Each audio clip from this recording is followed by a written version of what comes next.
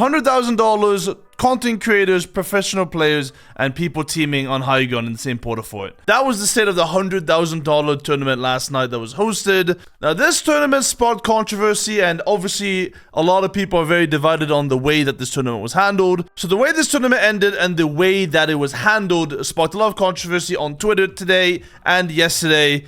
And it all started with the start of the $100,000 tournament, and more specifically the context of Cypher and CourageJD. And I think the best way to approach is to probably look at this first clip of CourageJD and Cypher, just talk about their thoughts after they died in game number 1. Dude, I was telling my chat, it's about what was sold to us and what was told to us about this tournament versus what it is. Like, listen, I got invited to a tournament that Clix was hosting where me and Zemi were the only non-pros in the tournament. It was Clix, Booga, Polarized, like every single pro player was in there. And I went in there fully expecting to get my ass kicked, got a couple kills, had fun, made it to a few end games, but I knew what I was getting myself into. I was like, okay, we're gonna go play against some pro players on Clix's map. Let's do this. This was like OG, not to disrespect, Lupo, Ninja, like let's play. And then come tournament day, it's all pros or duo pros. And I'm just like, what? As you can see there, obviously Cypher was not too happy about the way that the tournament already started to turn out. He showed up with CourageJD under the false expectation that it was going to be a tournament for content creators. It's going to be a fun tournament to play together with him and Courage, and end up being a YouTube video as well. He talked about it, that it was going to be becoming a YouTube main channel video, and it ended up being one at the end of the tournament after what happened. And then after that first game, it instantly sparked a tweet from CourageJD where essentially he asked Fortnite, hey Fortnite game, I'd like to host an OG Fortnite reunion tournament where you can't compete if you ever all competed in FNCS. Obviously a little bit of an overreaction in terms of the actual specifications here, but must be a content creator, must be from chapter 1. Please give me some of your budget, thank you, Jack. And obviously it has 13,000 likes now, but I think when it first came out, it immediately hit up to 4,000, 5,000 likes in total within the first hour or 2 hours of within it being hosted. And this was posted after the first game that was hosted. Now where did all of this come from? Well, it started off even before the tournament started. So the way that I understood and the way that I saw from the people that were in the Discord and things that I've heard is essentially people were complaining about some of the duos that were being picked. For reference, the tournament, or the base of the tournament, was the reunion tournament. So essentially it was trying to get people to come back to Fortnite to have a fun little tournament, which is very difficult, of course, when there's $100,000 on the line, but a fun little tournament for $100,000 hosted by Boom TV. Now, when that happened, obviously with that much money on the line, they're going to have to invite a bunch of different people. Now, the issue that comes from that is that we have two segregated sides of the Fortnite competitive community and the more casual side and the more casual community as well. So we have our big streamers and competitive content creators of Clix, Mr. Savage, Mongo now making the comeback as well, and these are the people that you would consider probably sweaty if you are on the side of SypherPK and the rest of the content creators. And then you have the other big streamers and big content creators, namely CourageJD, SypherPK, Muselk, Lachlan, all of those guys, and they make content for the game on YouTube mainly, but also obviously stream and do that. So when approached with this issue, Boom has to try to invite the best of both worlds, especially if both of them are all OGs. Obviously, Clix, a World Cup qualifier, Mr. Savage, a World Cup qualifier, all really OG players that just happen to be good at the game. Now, the controversy came before that tournament started, where people were already starting to complain about the duos that were being picked. And I think the issue mainly lied in the way that was handled initially. Apparently, and according to the players, there were no specific rules about what duos you could pick. Usually, and my personal experience, I've played tournaments from Boom TV before, named the Reddish Rumble, where you had a specific team that you had to show to the admins, and then they would approve it whether it was good or not based on the guidelines. Now, the guidelines usually for these type of tournaments end up being something like you cannot make an FNCS Grand Final in the last 2 to 3 years, or you cannot have made a FNCS Final in the last 2 to 3 years, and that's the general basis for a content creator. Now, a lot of the time, and I can know for this personal experience as well, there are some rules that try to get slipped by, right? You can try to get super old retired players. For example, we picked up Flick for our tournament, who, is obviously a very skilled player, but ended up quitting the game for 2 years. Or you could pick up, people that are not very good at the build game mode. For example, Pilkey or Crackly. But when it comes to zero build, these guys are insane and they dominate. And at that point, they're just a ringer at that point, right? That's usually how these tournaments go. But when you put now this situation where we have $100,000 on the line, there's no restrictions, and you don't have to try to sneak your deal into it, well, of course these pro players are going to try to pick up the best teammate that they can. You can't really blame them at that point. These are competitive players. They want to win money. At the end of the day, these guys do have a lot of money, right? $8,000 for first place, I think it was, per person. Obviously, it's not going to change Savage's life. Obviously, it's not going to change Clix's life. Obviously, it's not going to change Mongo's life, for example. But these guys are competitors. They want to do the best that they can, and $8,000 is still a significant amount of money in this situation as well. So these concerns were brought up to the admins initially, according to the players, and these players were deemed acceptable, which, you know, again, they did nothing wrong, these competitive players. They just wanted to do the best that they could in this situation. And here comes the issue right here. What happened is that a bunch of content creators got invited and were told this was going to be like an OG throwback, you know, summer skirmish vibe. But what happened instead was that all the content creators got finessed because we invited content creators to be our teammates. And then they also happened to invite a bunch of pros that invited other pros to be their teammates. And as a result, you have like FNCS pro duos teamed up with nothing like an invitational like this would have, like if there was pros in it, they would have at least had like some sort of rule where it's like one pro, one content creator max. But no one, that a rule like that didn't even exist because the whole tournament was supposed to be just the way it was told, the way,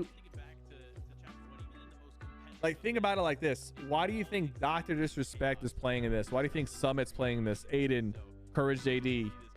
We were all told, like this, Dr. Lupo as well. They're not competitive players. They're not even competitive zero build players, but we were all told that this was going to be like a throwback with, which was not going to be super sweaty, not going to be pros stacked on top of pros, not going to have coaches in the fucking voice chat. Like, that's what we were told. And then come the tournament, half the teams are pro players. If we knew if it was going to be, I'm telling you right now, if we knew it was going to be like this, Courage already said he wouldn't have played.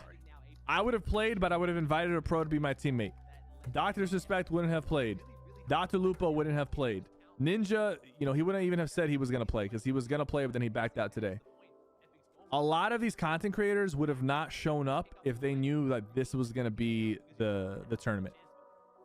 So it just feels kind of shitty because we were told that it was going to be like the OG skirmishes. It's going to be mainly content creators. I expected like Clicks to play and like some of the pros like Booga to play. I expected that. I definitely expected that, but I thought maybe they would have had a rule where like if you're Clicks, you have to play with a creator. If you're Booga, you got to play with a creator, because that was the vibe that they were going for, and that's how they advertised this. And then it's just like, dude, half the lobby is duo pros.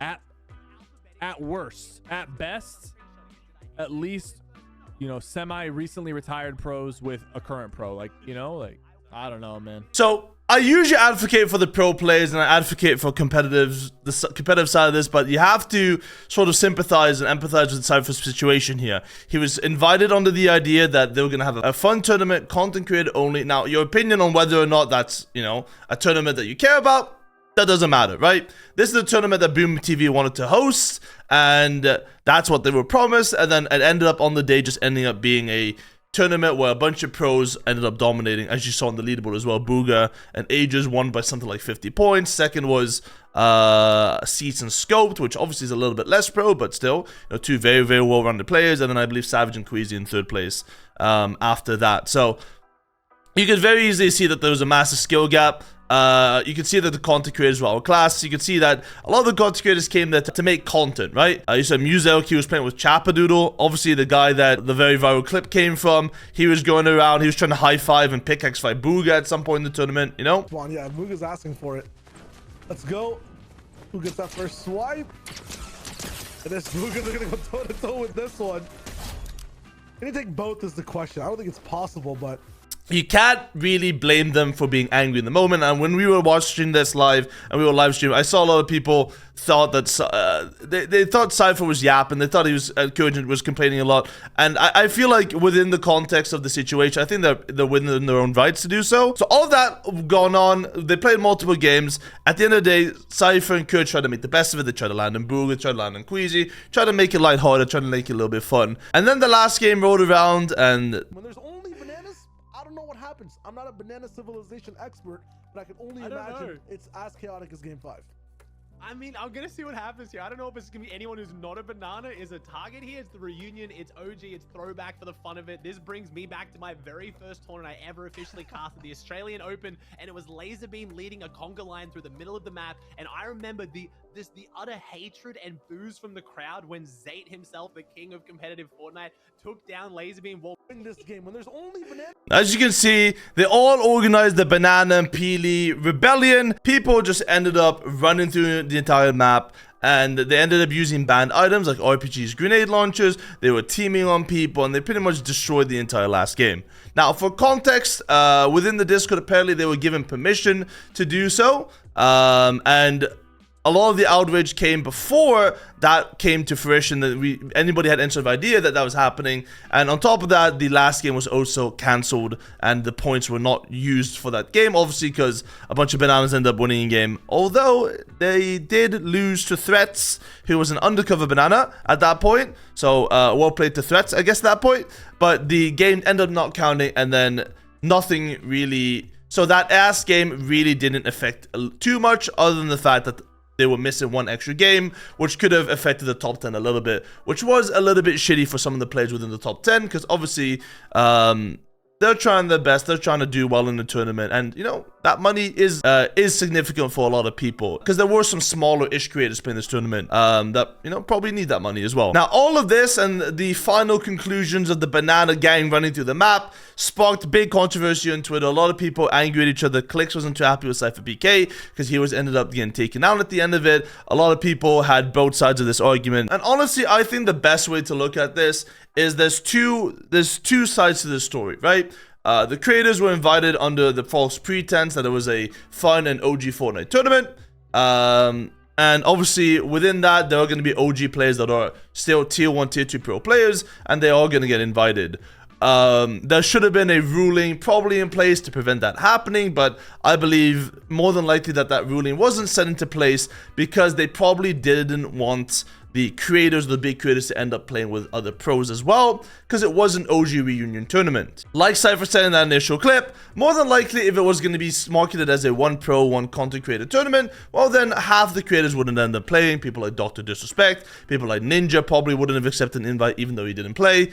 That was probably what's going to end up happening, and there would have just been another content creator X Pro tournament, and wouldn't have had those OG vibes, and we wouldn't have had the content that we ended up getting in that last game probably if that happened either. So it's a weird balance between the business side of things, where you have $100,000 budget, you're trying to get the most eyes on the tournament, which I guess they did accomplish at the end of the day, but also trying to make it entertaining, and also trying to get those vibes back from the OG times, because that's what it's end of the day, because that was the goal of the end of the day, was to make the tournament fun and competitive for the players and for the viewers to watch and to enjoy.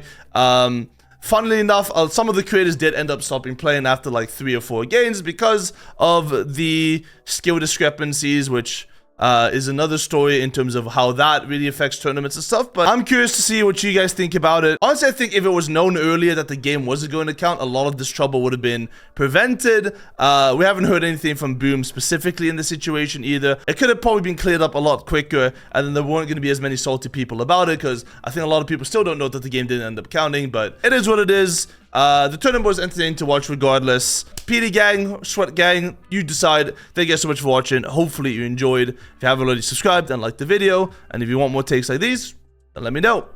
Bye.